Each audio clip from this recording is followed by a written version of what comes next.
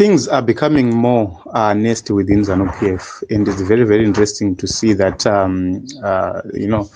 they have lost all respect for General Chiwenga. Let us take a look. Ndakaenda ku Dubai ndamboenda kunoona mwana wangu munyowani. Ndobva ndanogara ikoko.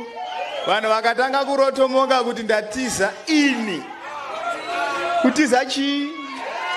Kutizani? Vamunangagwa oye! We are ready to defend our party and defend our president. And nothing is going to stop us. Nothing will stop the vision of the president. The Bible tells us,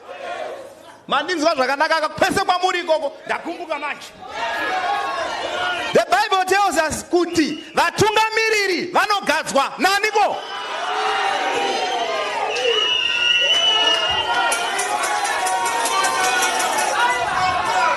Mutungamiriri anogadzwa naMwari. Saka regera zvako kurotomoka uri kwauri ikoko. Uchifunga kuti unogona kubvisa vamunangagwa pachigaro. Kana munhu agadzwa naMwari anobviswa naMwari chete. Mandibata zvakanaka. Kana munhu agadzwa naMwari pane munhu wani chete anomubvisa. Haisi vhoti yevanhu, haitomboshande vhoti. Chinobvisa munhu ndiMwari. Vamunangagwa oye! Yango ukaenda muballot box uchivavenga. Asina kuti Mwari arida kugadza. Paunonosvika muballot box ukaona face yaMudharaso. Ukaona face yaMudharaso unobva wati haiwa apa. Vanhu vobuda vachita vane manhamba ezanu ema-triple C. So this message is so clear, and probably is directed to the general himself.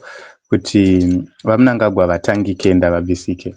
And one of the key issues are that hakuna munhu anogona kumisa vision ya president. What is his vision? His vision is to promote corruption. His vision is to protect corruption, is to make sure that just a few continues to benefit whilst the rest of the country wallows in abject poverty. That is his vision. How do we know that this is his vision? We know it by his defense of Ugananda, number one. Number two, we know it by his stance on the land issue, where ordinary people are being displaced from their farmlands to pave way for just individuals, just a few families.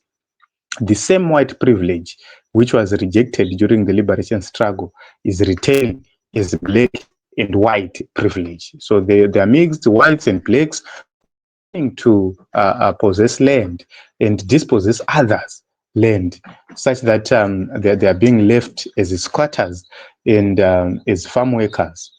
It's happening in the low world, what we are talking about right here. That is his vision, and that will be his legacy. So they are saying that we are ready to defend the party and the president. And this is a direct message to anybody, including the generals, to say, penyu pakwana, penyu papera. You are going to do nothing. We will be there and will be there forever. And it's very, very important for us to note that this is simply the beginning and we do not know the end. So this is a direct challenge to the general. Paul Tungwara, a very excitable character, is being serious right here and says that atitiza ani, which means they don't fear the general anymore. The men once revered and feared, but now he's now a man who is more like just an ordinary man.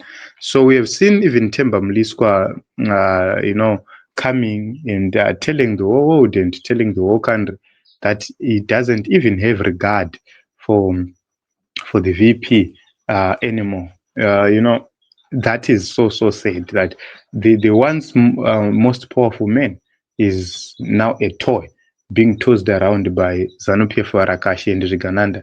So we'll be watching to see what happens. One of the key issues is that there is a declaration. He made it very clear that even the ballot will not remove President Mnangagwa. Then let us go back to history. How did Mnangagwa become president? He removed Robert Mugabe through the help of General Chiwenga. So is General Chiwenga the god Tongwara is referring to? Because Mnangagwa was put in power by General Chiwenga, which means, in other words, he's simply saying General Chiwenga is the one who can remove Mnangagwa, because God does not mean God. You know, you have to tell us which God are you talking about. Are you talking about the creator? Because we have gods, we have God. So if you single out a god from the gods, Chiwenga can be a god because he's the one who engineered the coming of Emmerson Mnangagwa. So before you talk about God the creator, you must know him. You must have a personal relationship with him. You must not quote the Bible when it is good and convenient for you, and disregard the same Bible when it's not convenient for you. So this is it. Paul Tungwara is just telling the general Kutayo, forget and smile. What are your thoughts and your views?